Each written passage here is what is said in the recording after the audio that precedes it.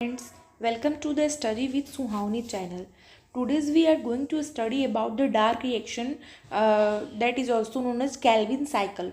Photosynthesis का सबसे important part जिसे हम डार्क रिएक्शन या कैल्विन साइकिल कहते हैं, आज हम उसके बारे में पढ़ेंगे। डार्क रिएक्शन क्या होता है?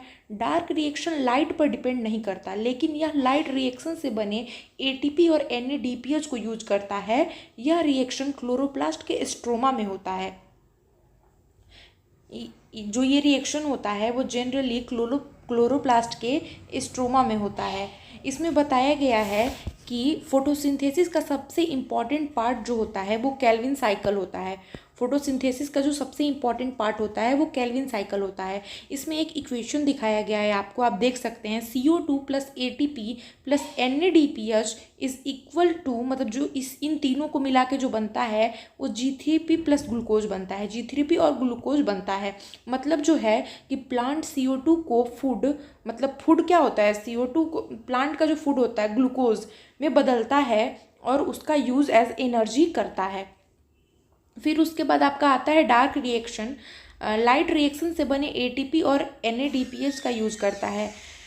क्लोरोप्लास्ट के स्ट्रोमा में होता है, पहले ही मैं आपको बताई। डायरेक्ट सनलाइट की ज़रूरत नहीं होती है इसको डायरेक्ट सनलाइट की ज़रूरत नहीं होती है, इसीलिए इसको लाइट इंडिपेंडेंट रिएक्शन भी कहता है। क्योंकि ये लाइट पे डिपेंड नहीं करेगी तो जाहिर सी बात है इसको लाइट इंडिपेंडेंट रिएक्शन कहा जा सकता है। फिर आते हैं हम कार्बन फिक्सेशन पे। इसके जो 3 मेन स्टेप होते हैं, कैल्विन साइकिल के जो 3 मेन स्टेप होते हैं वो होते हैं कैल्विन साइकिल, वो 3 स्टेप कैल्विन साइकिल को होते हैं carbon fixation, reduction phase, regeneration of RUBP। इसमें जो होता है, जो कार्बन फिक्सेशन में होता है CO2 प्लस RUBP होता है, इंजाइम रूबिस्को प्रेजेंट होता है और प्रोडक्ट जो होता है वो 3PGA होता है। और रिडक्शन फेज में क्या होता है कि 3PGA plus ATP plus NADPH और बनता क्या है, इसमें G3P बनता है।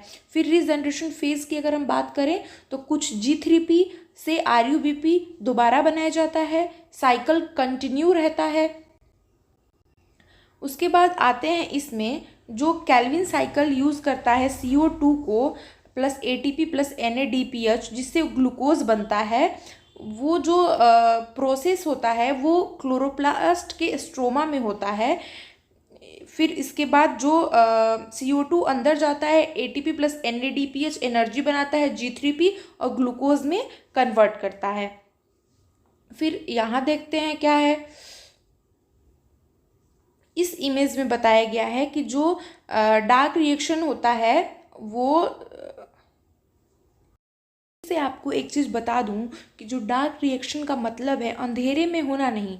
डार्क रिएक्शन का मतलब अंधेरे में होना नहीं होता, बल्कि इसमें डायरेक्ट सनलाइट की ज़रूरत नहीं होती है। यह प्रोसेस क्लोरोप्लास्ट के स्ट्रोमा में होता है। आप ये बात हमेशा याद रखना कि क्लोरोप्लास्ट के स्ट्रोमा में ये प्रोसेस होता है। फर्स्ट स्टेप है कार्बन फिक्सेशन, वहाँ पे भी मैंने आपको बताया था, लेकिन मैं यहाँ पे आपको अच्छे से बता रही हूँ कि कार्बन फिक्सेशन जो स्टेप होता है वो CO2 कार्बन डाइऑक्साइड प्लांट के अंदर आता है। जो ये है, ये CO2 जो होता है वो प्लांट के अंदर आता है। RUBP जो 5 कार्बन कंपाउंड होता है, RUBP 5 कार्बन कंपाउंड होता है, RUBP 5 कार्बन कंपाउंड होता है, वो उसके साथ रिएक्ट करता है।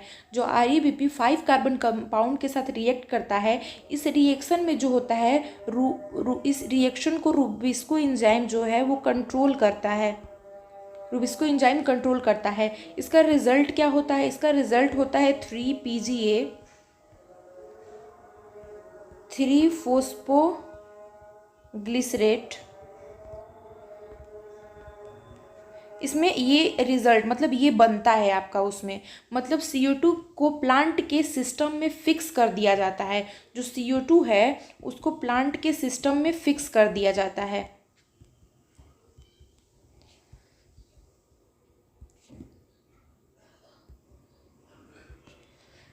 आपका सेकेंड स्टेप पे हम आते हैं।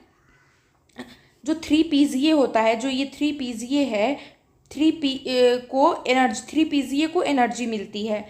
एनर्जी सोर्स इसका क्या होता है? एनर्जी सोर्स इसका होता है ATP भी होता है और NADPH भी कह सकते हैं। इसका 2 स्रोत होता है, NADPH और ATP।